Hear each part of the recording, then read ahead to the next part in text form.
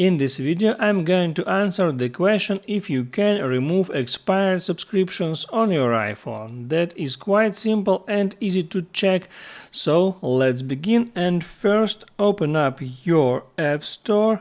Not App Store, go into your settings. Here, tap on your Apple ID. And here select subscriptions. Now on that page you got all your active and all your expired subscription.